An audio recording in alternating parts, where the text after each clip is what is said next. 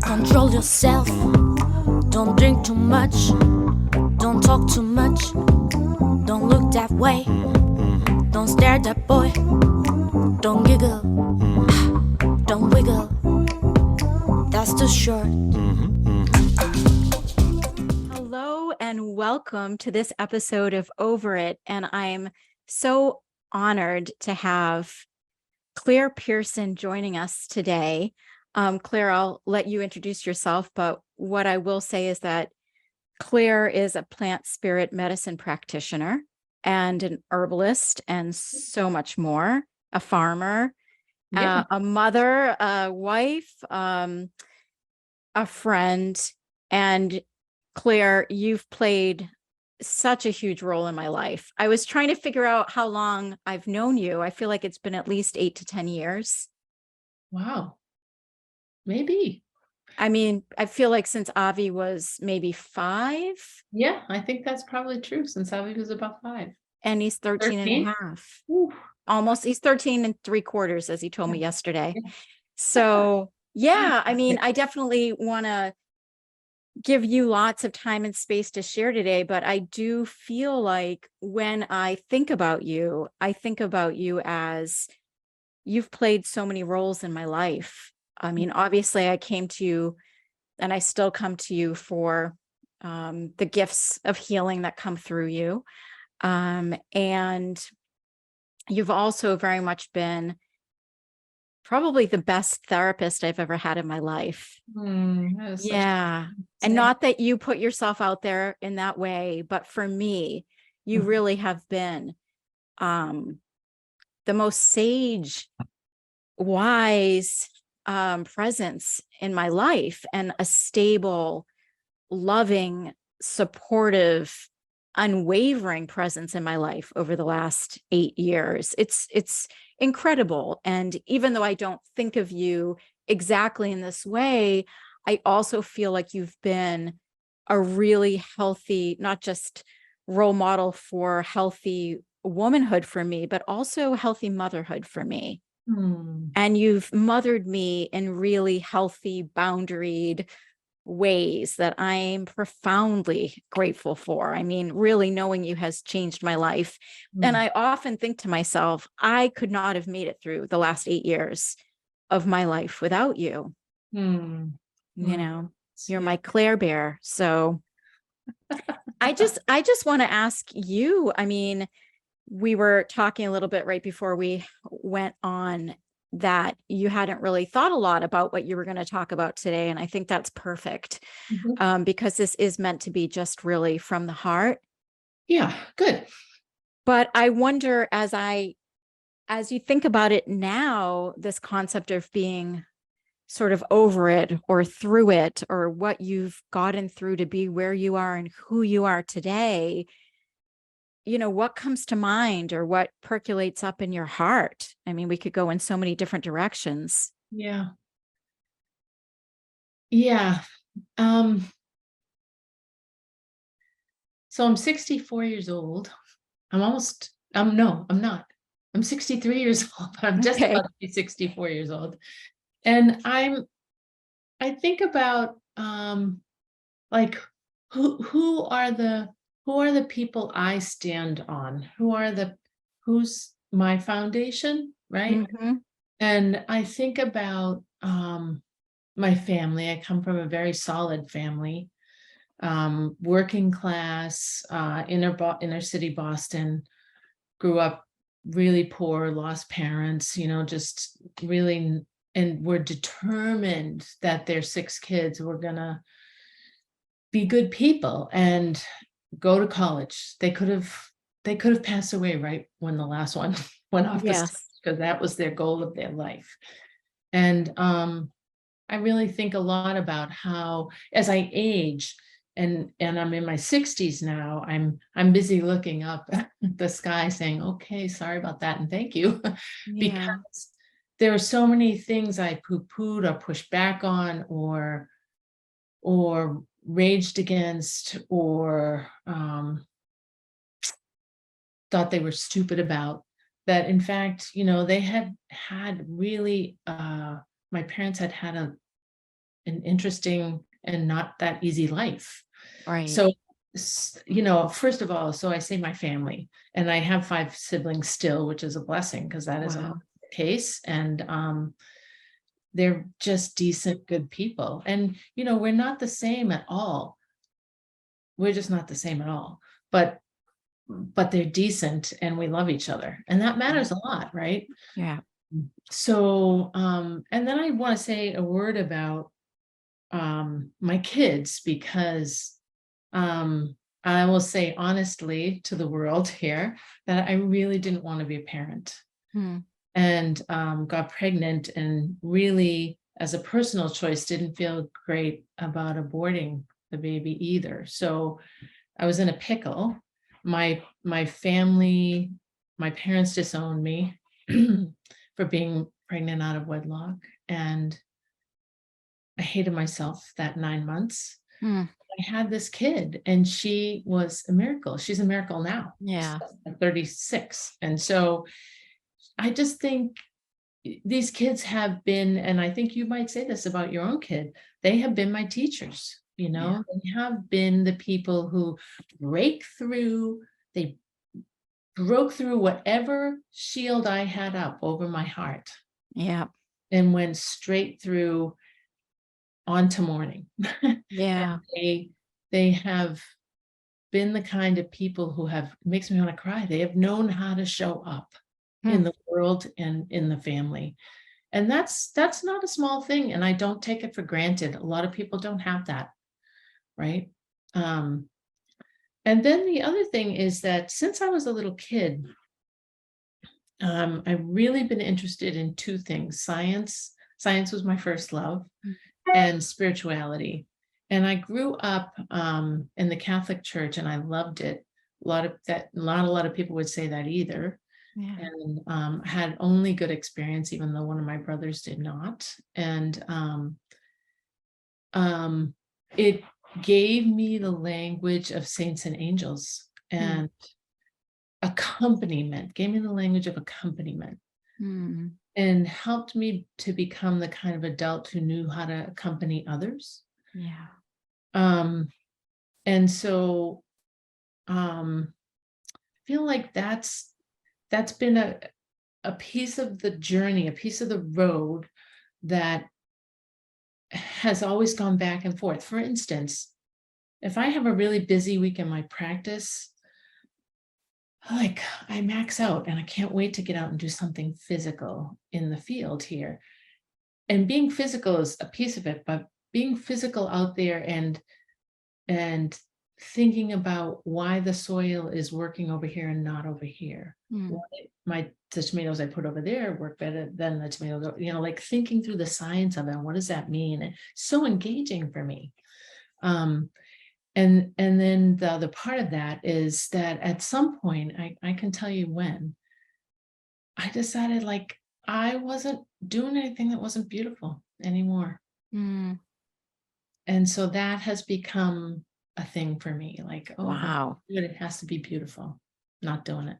Wow. And you know, you can't tell by looking at me particularly, but my surroundings and my gardens and my greenhouse and my, you know, my, even the flower arrangements I make and put around, like they have to be beautiful. I don't really want them.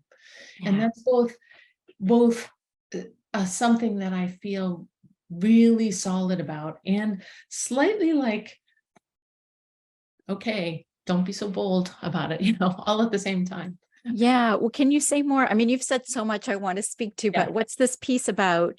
Don't be so bold. Well, my husband sometimes says, when I say, oh my God, is that not gorgeous? he'll say something like, okay, you don't have to call the attention to yourself. And he's wrong. Right. That feels wrong to me. I mean, it sounds like you're just appreciating the beauty that you've co-created with nature.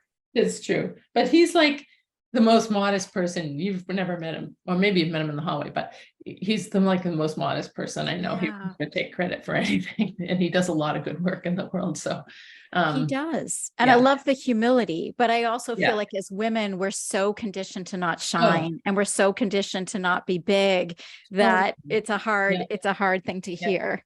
Yeah. Well, it's interesting. I run these energy work groups, and one of the groups we've been meeting since September of 2005, Wow. and we do chakra clearing and things like that. And we do shielding, and one of the shields, they all have words that go with them to incant, basically bringing in your knowledge or bringing in your strength or whatever it is. And one of them is, I am loved and honored by the divine because, and Mm. name your thing, whether it's something you're failing at or succeeding at, because you want the connection to your higher power.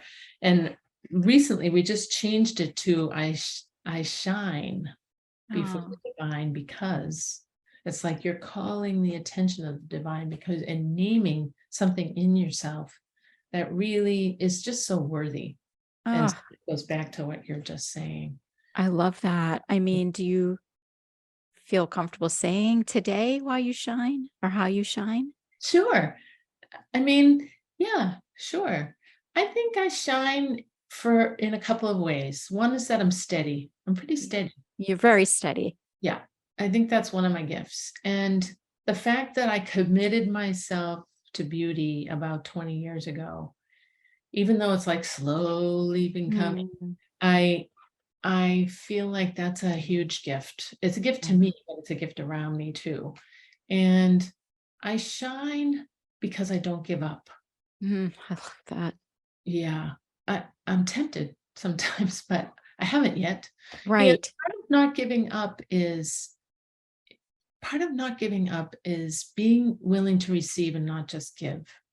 I'm so glad you said that. Yeah, I'm so glad you said that. So part of not giving up is being willing to receive and yeah, not just give. yeah, Can you say more about that? Because we know so many women struggle to receive. yeah. Well, like I said, I grew up in the Catholic Church. I left the Catholic Church in my early 20s and was unchurched for a while. But when we had kids, we were always part of a spiritual community of some sort or another. We lived at the Catholic Worker for 7 years. Have you ever heard of the Catholic Worker? No. It's an ecumenical group started by Dorothy Day and Peter Morin to feed homeless guys in New York City during the Depression. And then they added farms with the understanding that so many people came into the city from the country, and they really needed to have a way to go back and work the land to get their dignity back. And we lived on a Catholic worker farm. There's one over near Gardner, Mass, for 7 years with 2 other families, 2 homeless guys, 3 and homeless woman, and 2 refugees. And we all worked part-time jobs off the farm, and we all put labor in on the farm. And all of the produce and flowers went to soup kitchens and food pantries. Okay. We were doing, like, when we were on fire, we're on fire. We were doing a lot, and it was great. But I can't remember what I was telling you. Oh, so just that I was always been part of some kind of spiritual happening. And then Yeah. we moved here, and our kids were like 7 and 8, 6 and 7. We joined the UCC church that was in the center of Charlemont. It was my husband's tradition. It is my husband's tradition. And the minister was somebody I worked with in Boston when I was working with homeless women. So it was like a really easy fit and connection. And they loved my kids into being. They loved my kids into being adults. They were Wow. really remarkable. And in that tradition, in the Christian tradition, so I would call them loosely Christian. They're about Yeah. as close to Unitarian as the Christian church can be. And they, the preaching is about loving one another and giving, but they're terrible at receiving. Really, part of the spiritual journey is knowing how to receive. How many people do you know who are in their 70s and 80s and beginning to fail with their health, struggle with their health, Yeah. and just value independence so much that they can't receive what they have coming for so many decades, you know? So I just feel like if we are giving the message that giving is important and we shouldn't have to receive, we as professionals, you and I, are giving the wrong message. Right. And, you know, a couple of years ago, I got pretty ill, and there was no way for me to do what I needed to do without receiving from almost everybody around me. You know, my kids helped take care of our son, who was lives next door, was taking care of me. My clients would have to just be patient if I kind of went down for the count. My family reached out, my friend community came over and did my chores, and my job is to say yes and thank you. Mm. Yes. Because I think that's one of the things we change in our 40s. I was just with a friend who's a 25, and 20s are angsty, Right. and the 30s get better because you're really getting directional. The 40s are great. The 50s are better.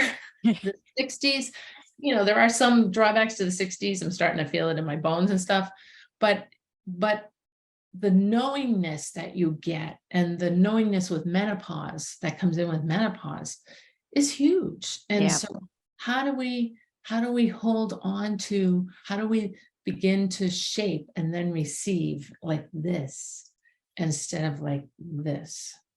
And to undo so much conditioning around what it means to receive. Yeah.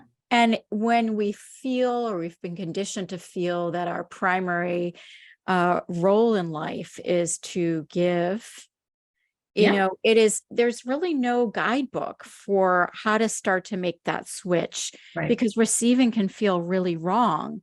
And yet at the same time, we can see the backup of that receptive energy into health issues for women, Mhm. into resentment when Mhm. the balance of give and take is off in our relationships. Yeah. And so I agree with you. I mean, and I can't remember how many times you've said to me, when I was going into something that was special, where people were going to be showing up for me, you will say, really let yourself have this. Like, Mhm. really let yourself have this. Mhm. Promise me you're going to let yourself have this. Yep. And that has been such a gift Yeah. that I've been able to receive from you, which is like, wow, what would it be like to really let myself have this? Whether Yeah. it's somebody showing up for me or somebody doing something nice, what is it like to really, I mean, it's like the greatest vulnerability to It open is yourself the up to greatest. receive. It is the greatest vulnerability. And That's it flies in the face of whatever those narratives have been around. I'm not worthy, or this doesn't feel right, or there's going to be hell to pay, or there's going to be strings attached, because that's the way it's always been. right. But to really open ourselves up to receive. Yeah. And it includes like presents. I Yeah. want, give me presents. I'm good with that. It's Yes. not, presents are nice. And I'm not saying like, oh, let's get all materialistic. I'm saying like, when somebody shows up at your house with a hot meal because you've had a hard day and they knew you were going to have a hard day, that's an amazing present. Yes. Right. I love presents. You know what? Because it's like to get to the place where you love presence, to get to the place where you love people's presence, Mhm. speaks to, well, I can't say for you, but for me, it speaks to deep healing around my relationship to myself. Right. Because what these people are trying to do is mirror back to me Yes. that I'm a loving soul, Yeah. and that I've put love out into the world, And that you're loved. and that I'm loved, and that I've loved, and that people want to be able, I mean, the right people will want to give that back to you. And so the obstacle to receiving is also an obstacle to deepening intimacy in Yep. your relationships. Right.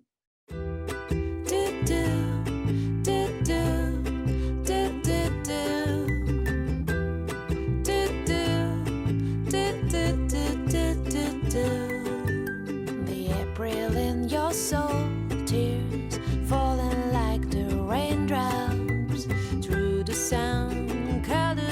reflection in your eyes.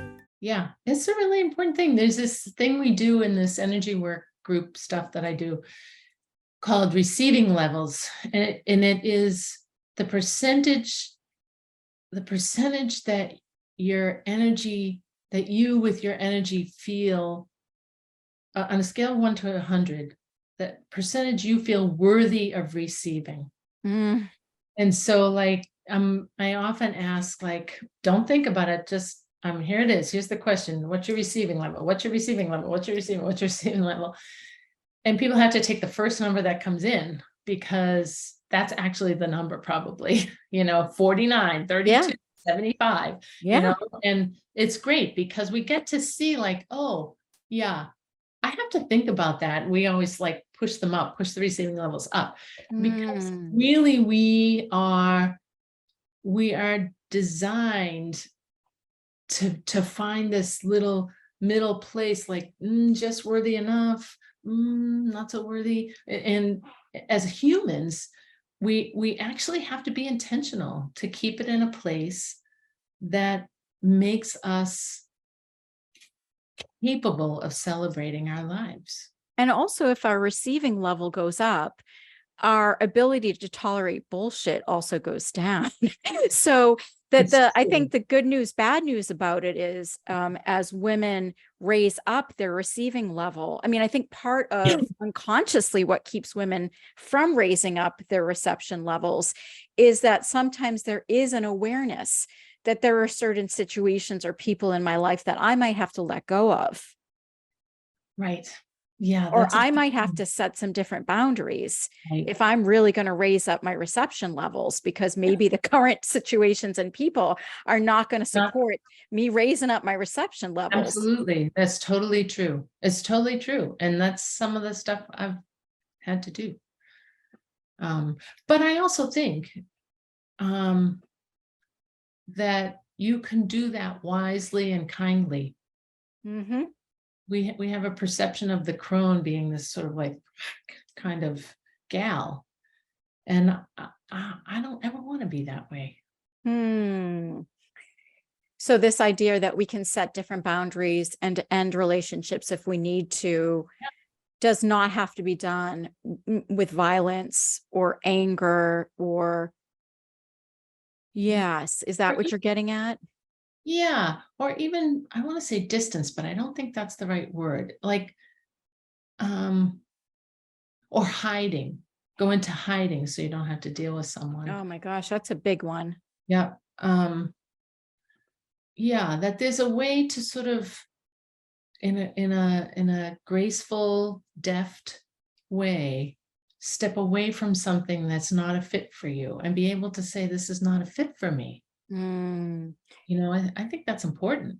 I think that word hiding is so potent when you think about to what extent is anybody hiding in any aspect of their life, right?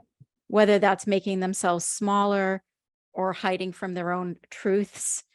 How many people are walking through life to some extent hiding?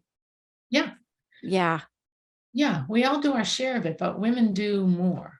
And right. And there's a good reason. I mean, if you think about that evolutionarily, women have had to hide, frankly. Right. And there are places in the world they still do. But we are not, I mean, we're at a very tricky hiatus, juncture in our, not hiatus, juncture in our American politics. And women are both speaking out more and needing to hide more all at the same time. What a juxtaposition. Yeah. Yeah. It makes, I think, an atmosphere for women of always being on alert, Do I use my voice? Do I not use my voice? Do I use my voice? Do I not use my voice? But I have this great, but there are two things I want to say about that. Is that okay? Yeah, please. One is that I listened to this great interview with Megan Fox. Yep. You know who she is? The actress. She's the she was an anchor on Fox News. Oh, And- that Megan Fox. I Yeah. thought you meant Megan Fox, the actress who's No. dating like Machine Gun Kelly. Oh, no. That's interesting. Oh. No. The other She- Megan Fox. Yeah. Yeah. After, what's it called? Oh God. Anyway, she left Fox because of problems with the owner, Mhm. and not sexual abuse, but harassment. Harassment. Yeah. Yeah. And she wrote a book called Settle for More. Mm. And she had a great interview with Terry Gross. If you've never heard that interview, you should go listen to it. Okay. She had some great things to say about how we as women settle for less. Oh, yeah. And we cannot do that. We cannot do that. And it really empowered me. That interview really empowered me in a different way, because she's not somebody I probably had ever heard before, because that's not a station I listen to. Right. But I printed that out on a card and I hung it above my desk at home, Mhm. because Mhm. I think that is what women need to do. And when you do it, people don't like you. I was going to say, it's not a parade necessarily. People No. can get really angry and vindictive, and there can Including be, women. including women. Yep. Right. Yep. No, but settling for more, that it's sort of like some links started to fall in place for me, because this thing about beauty happened to me in my 40s, and I'm like, not doing anything. I'm tired of just trying to get by. I want beauty. Yeah.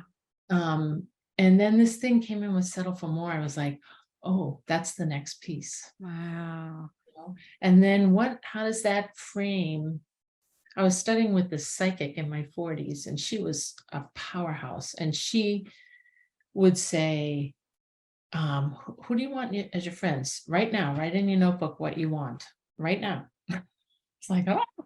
And I remember sticking that in a book, and I find it every once in a while. And I think, oh, not bad. I know who I want as friends. I want women who are my equals. Yes. Who want more like I want more. Yeah. Who love beauty like I love beauty, and who are kind and relentlessly capable of giving, and receiving. Mm. Anyway, but I also want to say that I have this mentor, Alice Parker. I don't know if you know her. She's a local gal. She is 98 now and lives in Holly. And she is a composer. She married a conductor, and they lived in New York City. She went to Juilliard and was told by somebody famous she would never amount to anything, which I just heard Tony Bennett in an interview with Terry Gross last night, in a review of his life, saying that his father figure, who was his uncle, was very hard on him. And she said, well, that sounds really hard as a kid. And he said, no, the actor who gets slapped the hardest becomes the best actor, or some line like that. Mhm. It's kind of amazing. And I go back to thinking about Alice Parker and thinking how, I've been a chair of the board of this little church in town for many years, and I get all like worked up about something. And she would say, oh, Claire, you have not learned to go over and under and around, and you're always trying to go through. And she said, that is not how life works. You have to be ready as a woman to go around and over and under, because then you get where you want to get. And by going straight through the middle, you're in a fight and have to get everybody out of the way, all the way there. I have never forgotten that piece of advice. And every time I have dinner with her, something comes up and I think, I'm not even going to say it, because I know what her answer is going to be. Like, really think about this, Claire. Who do you want to be? Yeah. It's great to have a mentor like that in your life. Well, I agree with you, and I have one in you. And I always think about the energy of swimming upstream, when I'm trying to effort and force something through in my life. Now I have the wisdom to know it's just not right, or it's not right at this time. And I can make anything happen. Like I'm like a dog with a bone, as you know, but that doesn't mean I'm going to be happy with the outcome the way I think. No, and it doesn't make it right. Doesn't make the process right either. No. No. Right. So it's a Right. key sign to me when things are not falling into place. And I know I'm making right effort, like, okay, it's time to stop and Mhm. either go around or pause or come back to, or Mm. yeah. So yeah. Yeah. Yeah, that's a big one. That's a big lesson for Hmm. 40s, 50s, 60s. And you Yeah. don't, I mean, there are some just amazing wise women in their 30s, but you don't, and 20s, Yeah. but you don't get some of that without some lived experience, without some good hard failure, you Yeah. know? The longer you're alive, the more experience you have. That's what Yeah, it is, you right. know, Yeah. that's what it is. For you, do you want to talk a little bit about the work that you do with plant spirit medicine and how you find yourself in relation to that work today? Yeah, sure. Um, well, I've been doing this work for 21 years now this year. And it's a life calling.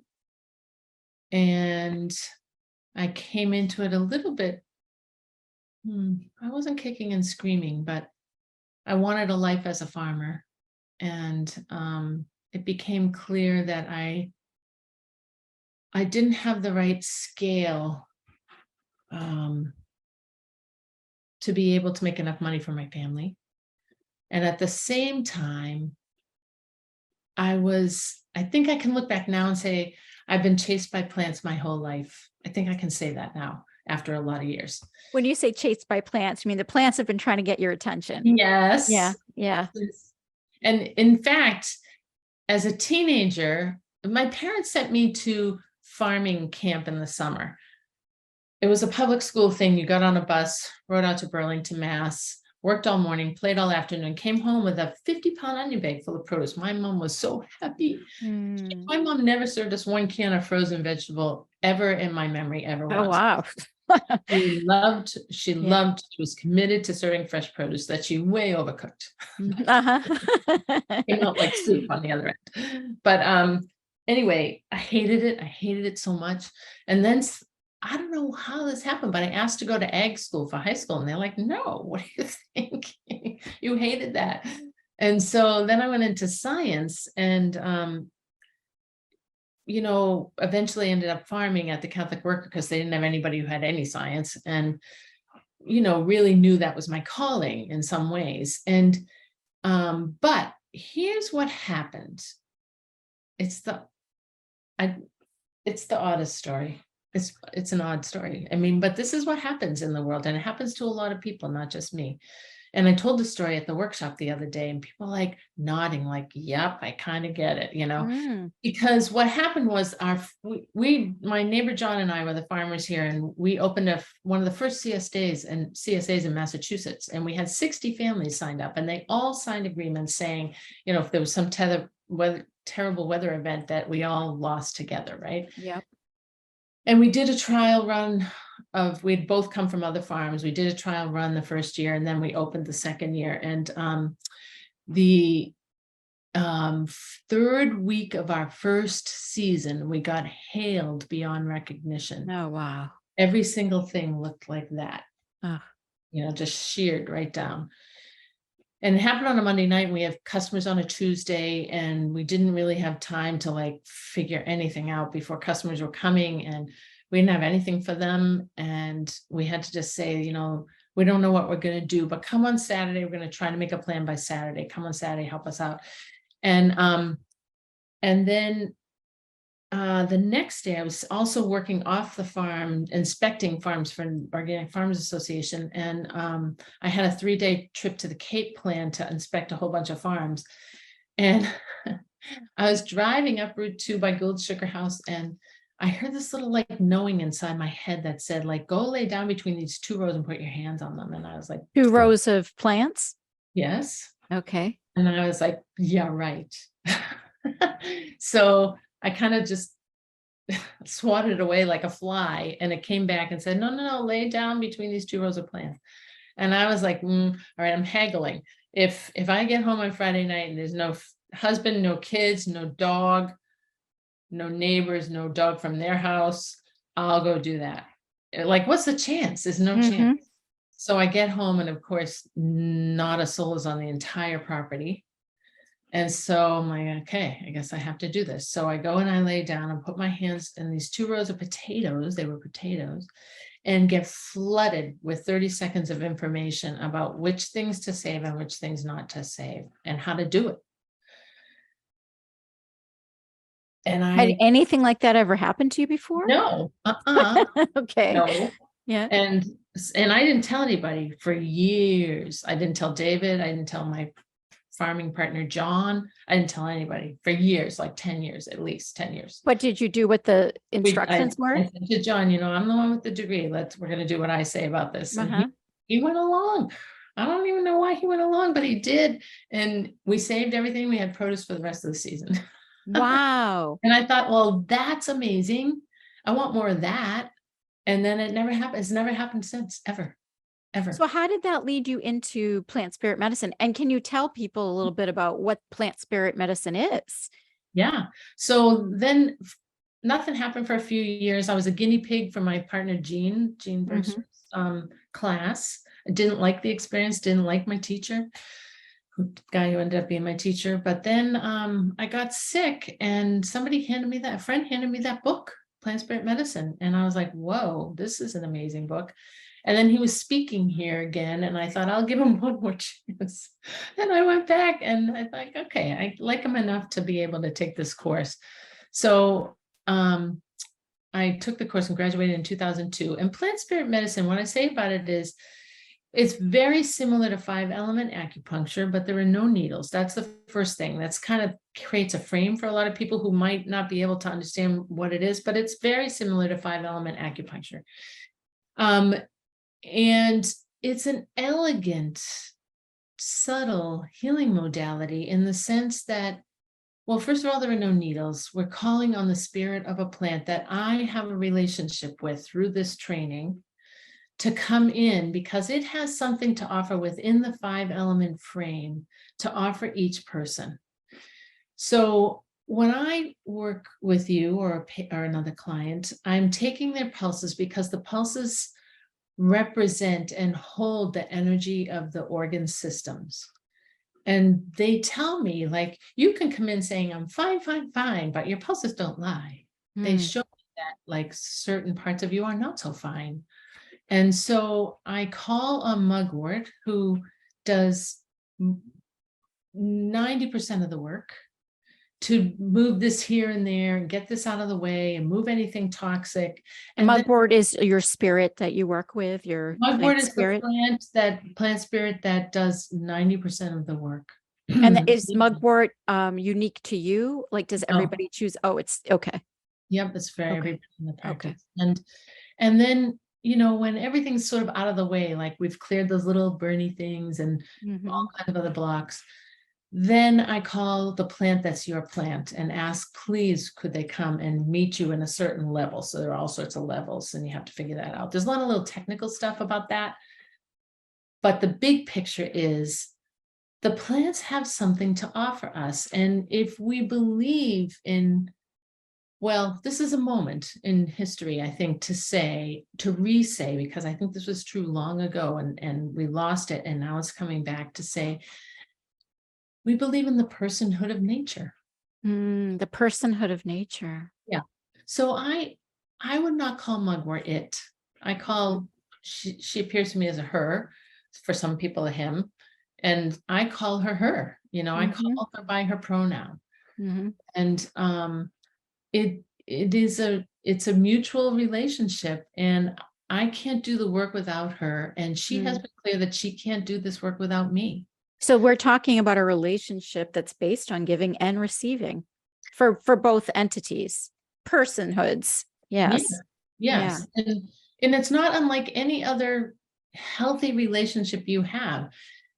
You might say hello and shake hands and say, oh, I like how they look, or they say interesting things. I think I'm going to try to get a cup of coffee with them. It's that same kind of, like, what does it take? I sit down and I visit with mugwort occasionally and tell her how beautiful she is, because she is. I put her in bouquets sometimes because I want to remember that she is the change agent that is helping us. And as a species, she's helping us be better people. And so, you do that with people. It's not a fast medicine, it's a slow medicine, just the same way nature is slow. And you plant a seed and you water and it germinates, and then you weed around and you cultivate and you fertilize. I mean, it's not fast. Right. You get fruit. Getting fruit is not fast, This is the metaphor for life and for change. Right. Exactly. And so one of the things I love about it is just this slow opening, blossoming of people, which happens all the time. And it looks like all sorts of things. I'm not the same as you. You're not the same as the next person. It looks like all sorts of things. I have a new older friend coming for treatment who doesn't have any aches and pains. He's 83 and he has no aches and pains. He's really looking at sleep and anxiety and things like that. And I was saying to him, this is going to be an interesting assessment after 8 or 10 treatments, which I always stop and do that with people so they can feel good about what they've received and decide whether or not to keep going. And I said, because your work is going to be very subtle and you're only going to notice it over time. And so how you're going to have to think about how you assess this work too, not just me, because it's not so visible when it's your spirit, but your spirit is the driver of the train. It's the engine of the train. It's Love not that. food. Yeah. And we only treat the spirit. And then, so if your knee gets better because I do whatever I do, that's because something way down in released and allowed that to, I have a term I use a lot with my clients. I call it the skinned knees of the heart. It's just those parts inside of us. Or I learn that from you? Geez, so that'd be really embarrassing if I stole that. I thought I came up with it, so that's good. Yeah, I think you did.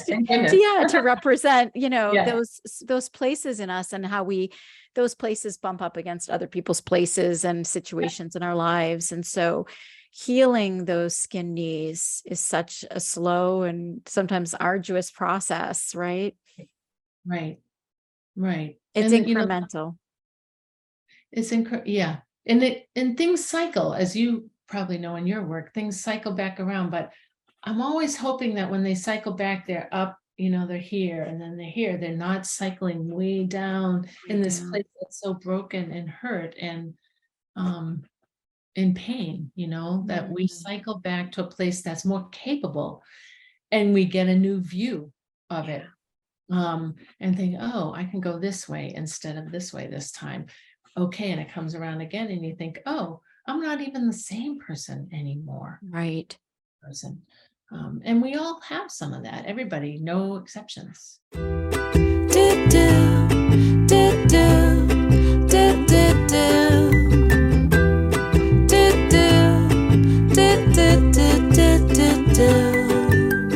April in your soul, tears falling like the raindrop. You've said to me many times, which is, what it is that you stand on, know what it is that you stand on. And I remember that being like a profound moment the first time you said that to me, like, what do you stand on? What do you stand on? And I was like, well, what do you mean? What do I stand on? Because I was thinking of it more like I'm crushing something under my feet. But like, what is my foundation? What do I truly believe to be true? What do I really have that can be solid ground under my feet? Right. Yeah. I just really wanted to come back to that because it was such a profound sort of teaching moment for me. I had never thought about that before. And it became a visual that I could really just keep coming back to, like, yeah, what did I say that I stand on? That's right. That's what I stand on, and keep reinforcing that as storms were swirling around me. I could come back to knowing what I stood on. Yeah, that's really great. That's really great. We all need that. I really do listen to you. So moving to me, actually. I really listen to you. I almost always do my homework that you give me. I'm probably 95% good about that. You are good. I have to say, I'm careful about homework because people, if people are over homeworked, they don't make movement. But if you give somebody, I mean, this is what I aim for. I don't always succeed, but what I aim for is giving the right homework at the right moment to have people shift from here to here. Like, oh, I can see you're not going to make forward movement unless you do this one thing or whatever, you know. Yeah, you've given me some interesting homework, like I was supposed to like run up and down the stairs like a certain number of times each day. And there was the one where I think I was supposed to move rocks, like pick up rocks that were just not so heavy that I hurt myself. Yeah, on the edge of not doable. On the edge of not doable, and move them. Right. Why do you think I gave you that? Well, I mean, I think that there's a lot of reasons you may have given me that. Okay. I think part of it was, I think I had a certain energy that I needed to release. Yeah, exactly. That's you know, and often it's sort of this pent up anger energy and not knowing what to do with it, and then it backing up in my system. Yeah, exactly. Yeah. People get all kinds of homework because people can't. So there are 5 elements, right? And 5 emotions that go with them: joy, sympathy, grief, fear, and anger. And people get stuck anywhere on that circle, anywhere. Have you ever met a person who's like, but is that real joy? That kind of, that's right. The point. They can't do it. Yeah. They can't do it. That, to me, that's like ding, ding, ding. Yeah. Look over here and fire. There's something not working for them, right? Yeah. A real heartfelt opening or a heartfelt laugh. You can feel from me at a distance, right? You can feel that. And, you know, have you ever met somebody who just cannot do sympathy, has no sympathy for anybody? Yeah. And can't let themselves be sad or vulnerable. It lives only in anxiety and nowhere else. Yes. And the big one, I think, for women is just allowing ourselves to have a relationship with anger. Yes, there you go. You know, anger is the big one, I think, for women, is just being able to feel our anger. Let's start there. Just being able to let ourselves feel it, and then knowing how to have healthy outlets for it. That was where I was going to go. I experience women feeling the anger, but not knowing what to do with it. You know, like. I also experience women where I'll say, "Where's the anger?" and they look at me blankly. Oh, there you go. Yeah. Well, and we live in a very angry, anxious society, a fearful society. We don't do grief very well. We don't do sympathy very well. We don't do joy very well. We do. There's a pseudo joy or a displaced joy. Yeah. Yep. And a lot of sexy laughter kind of that comes in that category too. And that element. And, you know, we prioritize a kind of love that doesn't go deep. Yeah. But we live in anger and fear in this society. So it brings people, you can be pretty much as balanced as a person can be, come into my practice, and I will probably find those 2 areas off. Because society is that way. Not because we're that way, because society is like crazy on that stuff, you know? Right. Like, doom scrolling the phone is just, I mean, it's what do I want to say? We're not necessarily consciously working on our anxiety, but that's what it's creating in us. It's like, does not fit in my like beauty settle for more scheme. Let me just say, the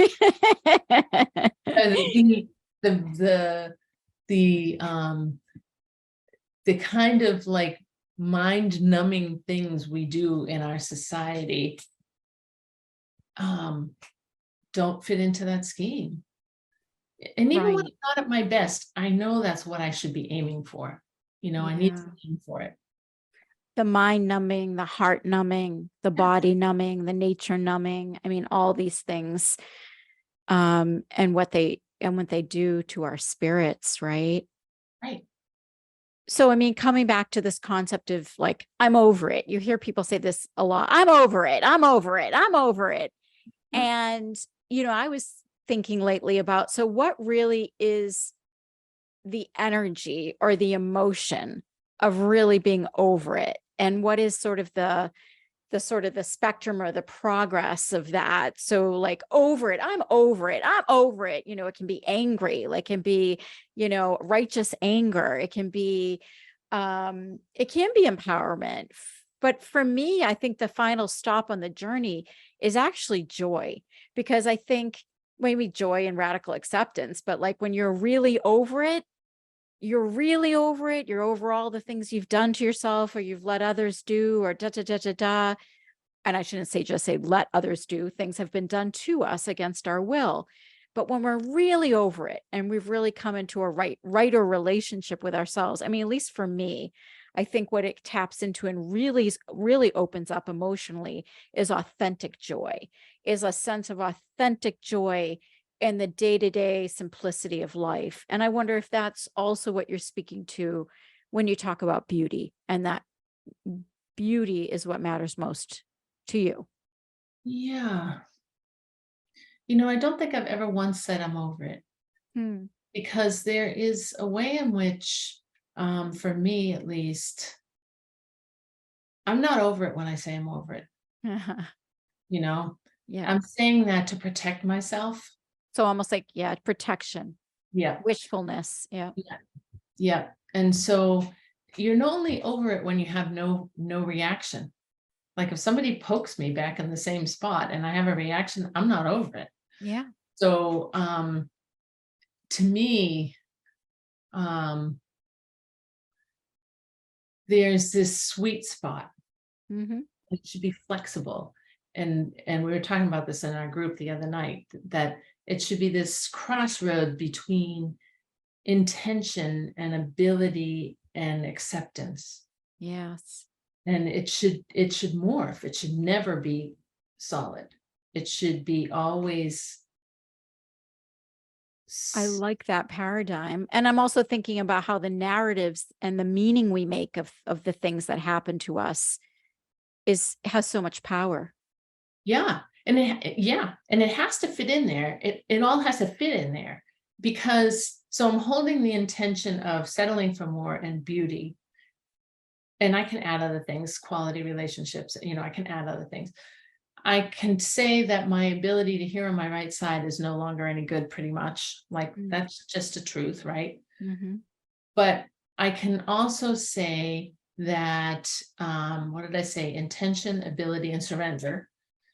That I can surrender to my ability, I can hold my intention, and I can reach for, in part of the intention in reaching for more, settling for more, is I'm not going to let myself get like poked in a certain way. And I'm going to work my best, my magic, my knowing, my intellect, my body, to being in a place that holds joy, holds what you were just saying, this authentic joy. Yeah. Yeah. I But love that. Sweet spot, you have to have it. It has to be able to move. It has to be able to flex. Right. I'm thinking about 2 years ago when I had, as you know, unfortunately for you, you're privy to all these details, but 2 years ago when this crazy black mold was found in my house at like the worst possible highest levels. And I had to do a lot of mold remediation, which led to like holes in my house and walls Yes. having to be taken out. And then I had to renovate. And it was all coming at a time where I think I was already feeling victimized in a lot of ways. And I was already feeling like there was no money. There was not enough money for just what I needed in the day to day, let alone like how in God's name was I going to pay for mold remediation and a renovation project so I could have a kitchen and a bathroom again. Yes. And it was just internalized by me. And then the meaning I was making of it was sort of like, I guess it's just my lot to suffer. And, here's one more bad thing that's happening, and I can't catch a break. And I mean, really, you saw me at that time, and here we are 2 years later, and in our neck of the woods, we've had like severe flash flooding. The rivers have overflowed their banks. We've had crazy, they're calling it like 500-year biblical storms, yada, yada, yada. And, I just got flooded. So like a lot of the work I'd done in my basement to remediate, like we had 5 feet of water in the basement, and like all this stuff that needed my attention. I Yes. couldn't just curl into the fetal position. But what was really interesting to me was my reaction to all of this.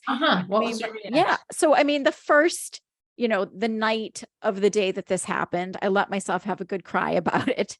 Good. But otherwise, I just went into action, Mhm. and I just didn't internalize it. I was like, you know what? I can have my feelings about it, and then I can take care of business. And I'm not going to go down the road of thinking about, oh my God, I can't pay for this. Oh my Mhm. God, another bad thing has happened.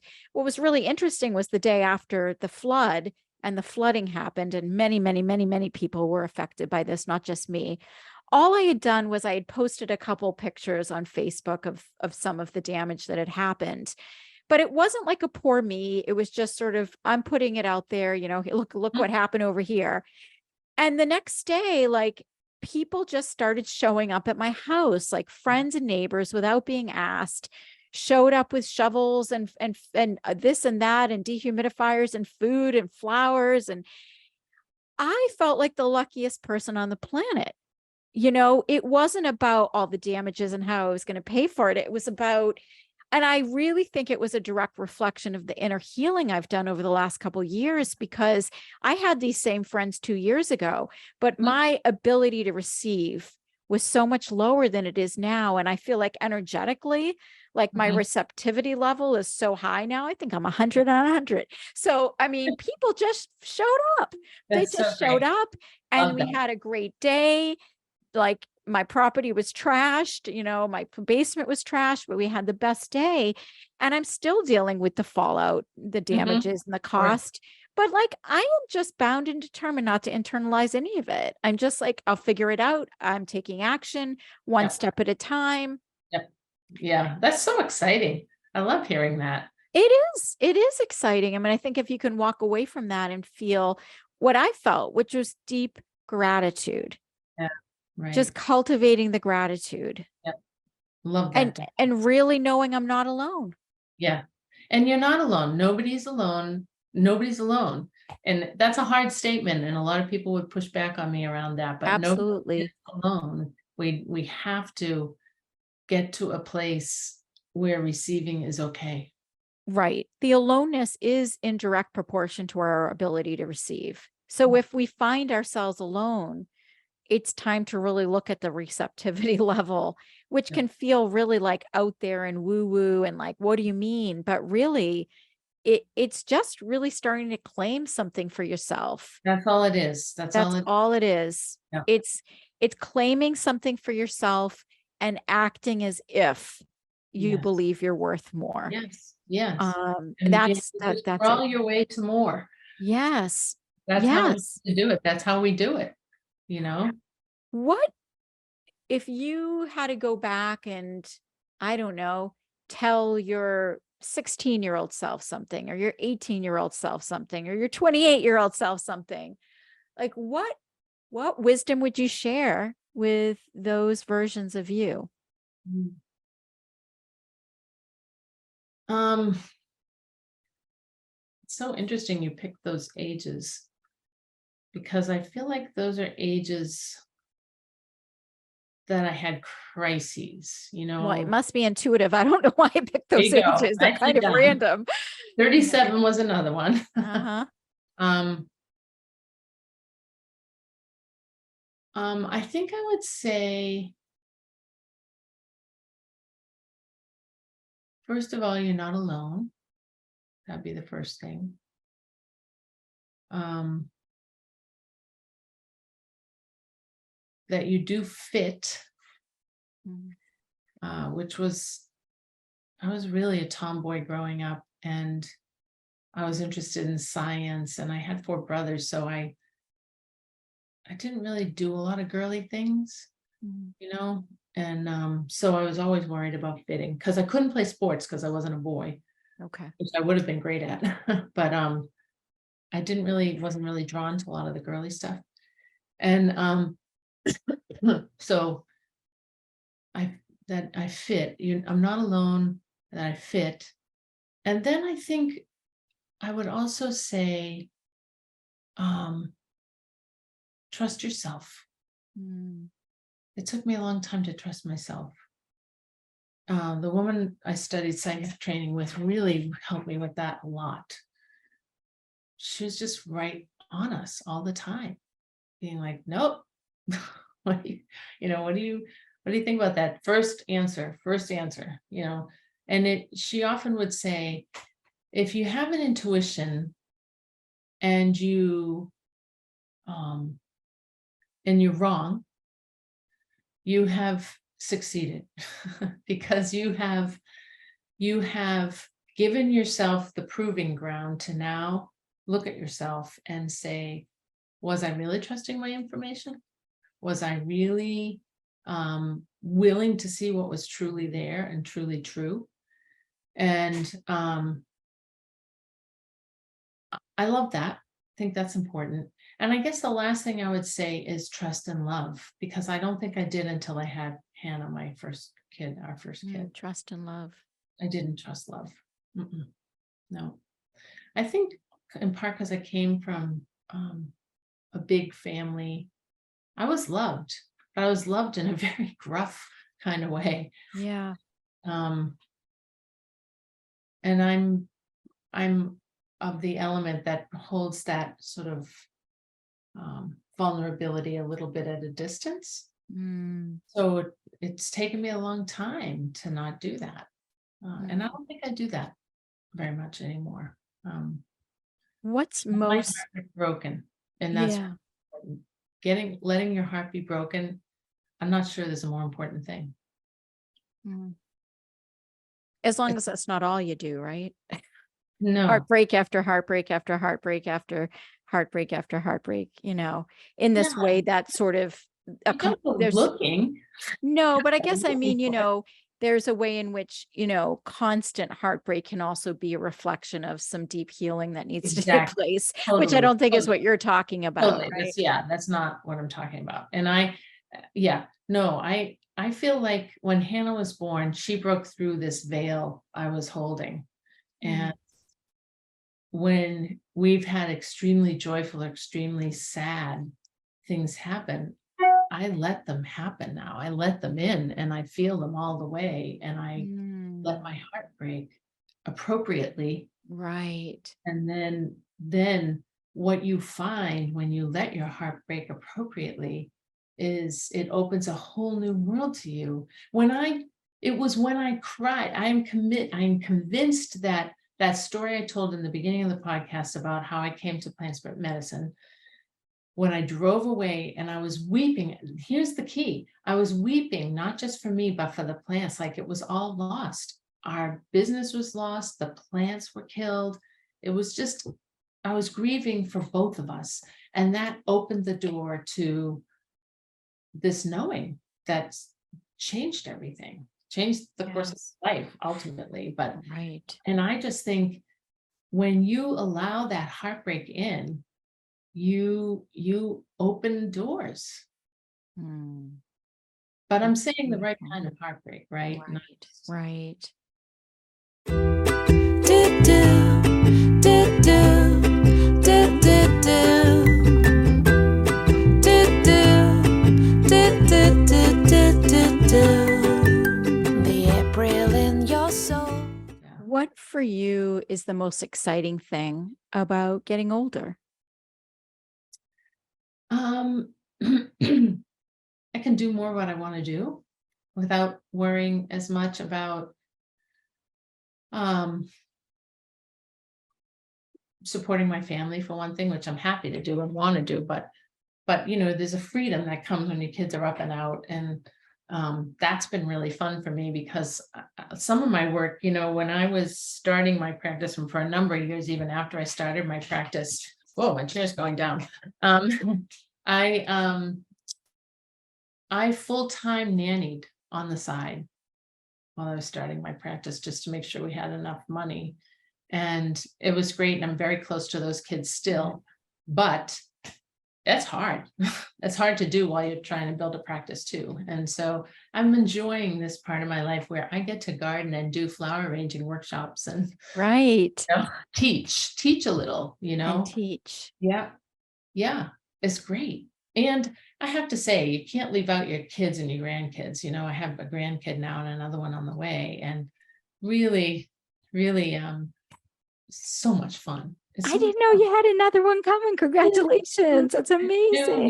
New news. Oh, wow. That's awesome. Yeah, and I love to play. I love Yeah. to play.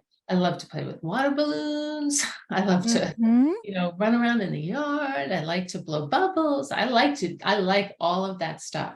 So it's a chance, growing older is a chance to, do it without some of the angst that you're like, I don't have time. You know how you are as a parent, like, I don't have Yeah. time. It's great. It's so great. For some of our women who are, really going through perimenopause and menopause and really maybe struggling, is there anything you would say to them? Is there anything you would offer? Um, I could not wait to end my period and go into menopause. And Mm, I cried when it happened mm, because it's the closing down of the one really special thing we have, the ability to bear children, even though I hadn't born a child in however many years. I think menopause is freedom. And I don't think you should underestimate it at all. I think you know, we concentrate on the physical symptoms, the hot flashes and the discomforts and the lack of sleep and things like that. And sort of this like, it's kind of great, this ability to be like, shut up and don't say that. yeah. This a little edginess that comes with it. Yeah. And I actually think that it's like a bubble that's been growing in us and comes to this point of like, and if you let it, it will hold freedom for you. Freedom of Mm, the mind, freedom of the spirit, even freedom of the body, really, actually. Because some things just get easier, actually. interesting.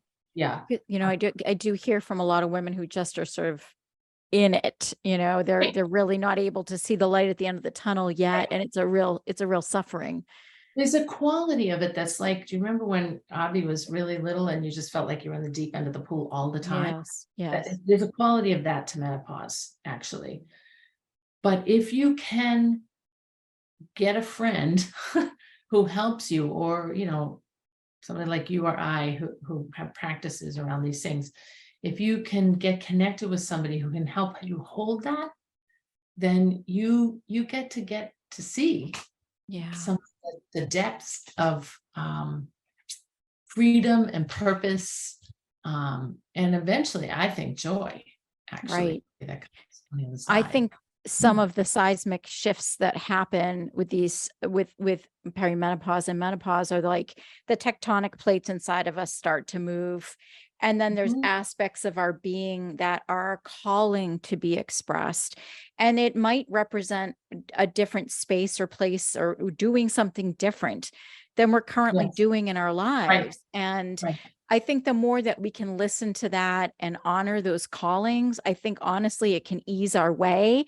But if the fear of change is too great, there can be, I think, a constriction and a bearing down around this process, which can exacerbate, I think, symptoms. Totally, And totally I with don't mean that in a blaming way, but that's what I really believe. Yeah, I'm totally with you on that. And I think the other big problem for women our age, a little younger, is loneliness in a couple and loneliness without being in a couple. Yes. And it goes back to the receiving thing again. You got to get hooked up. You got to get connected with a community of some sort. And it's one of my worries as an older person for the 30 somethings now, is that, we had, for better or worse, we had church, right? And that church community, my kids have a couple of friends from that time, but mostly not.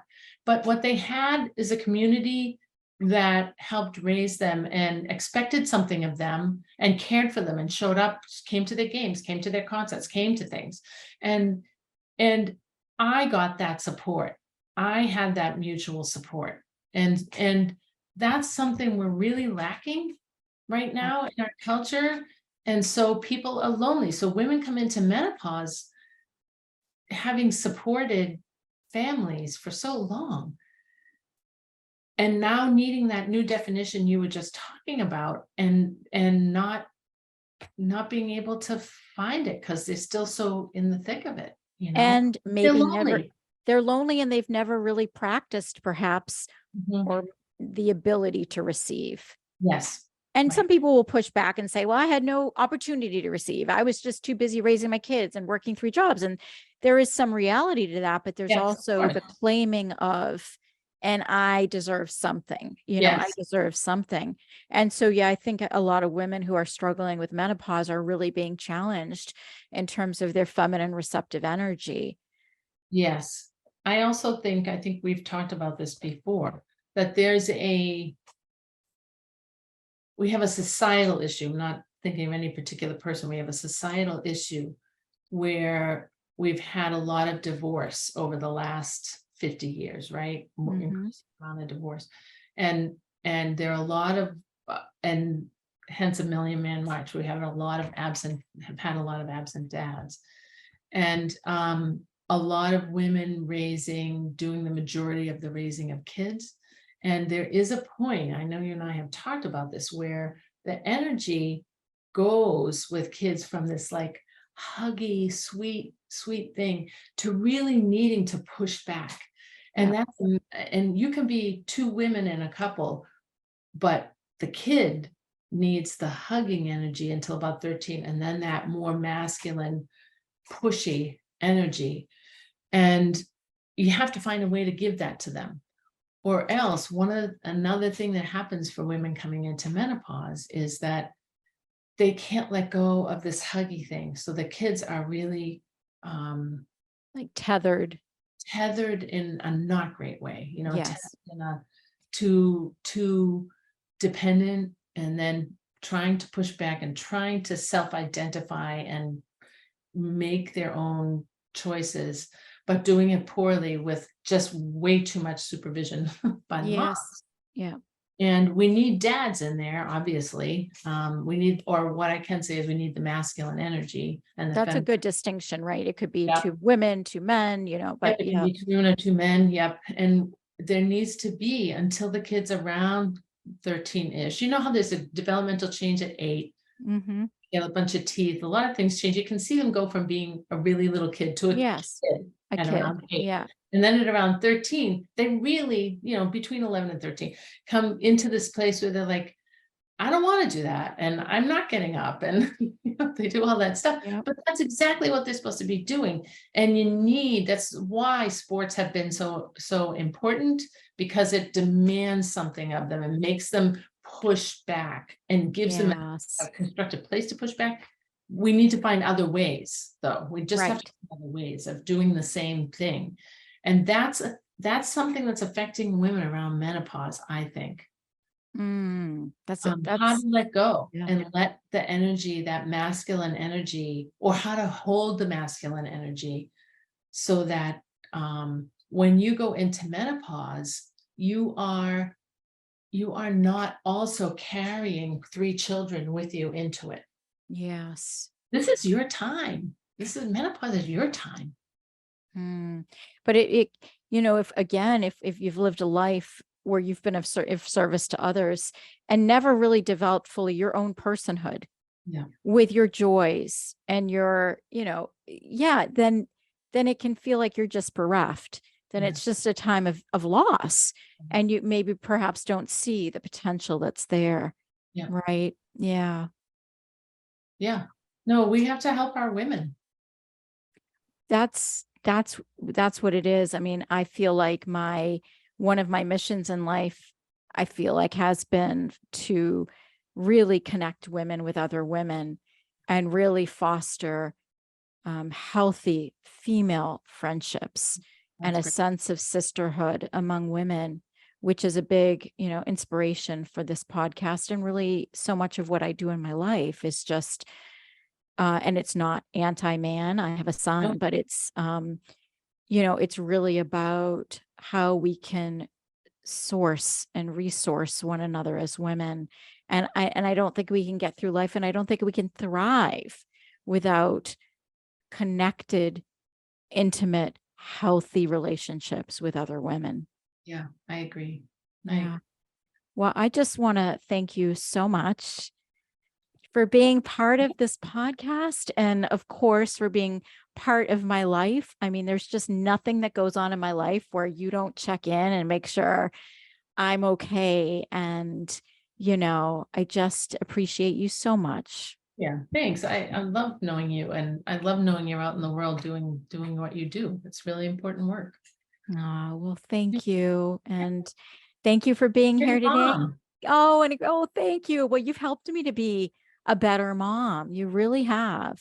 You really, really have given me so many solid goalposts in terms of how to settle for more when it comes to parenting my child.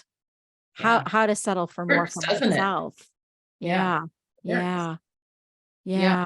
Such she's growing into such a fine person. Thank you. I still probably get the worst of him, but I Everybody gets understand the it's worst of their kids. But you yeah. look outside at who he is outside, and you're like, oh, Everybody tells me he's pretty amazing. yeah, Like, he I is mean, pretty this guy. amazing. I feel Yeah. the same way. I mean, yeah. I mean, I have 2 kids, and they're amazing. They're amazing. Yeah. Well, Yeah. thank you. You've always said hold the vision for him of who you expect him to be, and hold that vision and hold him accountable to that vision, and hold that vision even in the face of it looking like it's never going to come to pass. Absolutely. More Yep. sage wisdom from Claire Pearson. Thanks So, for having me. thank you so much again. Do you want to Yep. say the name of your business just in case people want to look you up? Sure. You can find me at clairepearson.net, and maybe, I don't know if you put anything printed on the podcast, but I will. you spell my name without an I, so it's CLARE, Pearson like the fruit, PEARSON.net. And on that website, I have a page about plant spirit medicine, so you can read about it and try to, it's enough of an intro to understand really what it can do for anybody. And then, but there are also other pages on there like herbalism and energy clearing, and really fun things like garlic braiding workshop coming up. Yes, which is coming up. I'm really excited about it. Yeah. Yay. I love doing Well, stuff like that. thank More you creating beauty. thank you for creating beauty in the world, Claire, and for being here today. Yeah. All right. Control yourself. Don't drink too much. Don't talk too much. Don't look that way. Don't stare at that boy. Don't giggle. Don't wiggle. That's too short.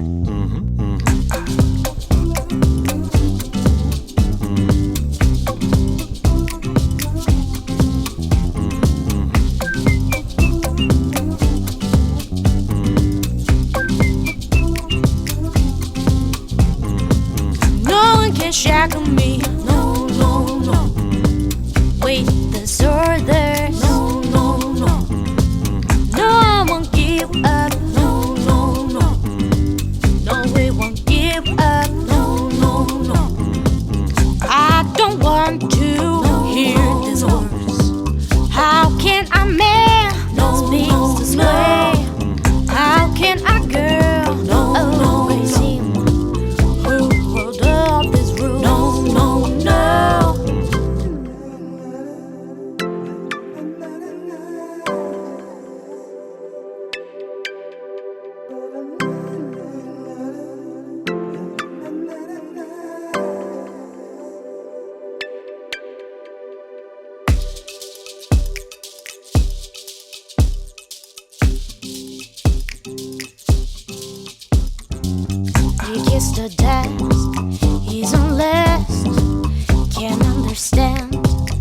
He won't give up. He looked that way. He stared at me. Don't giggle. Don't wiggle.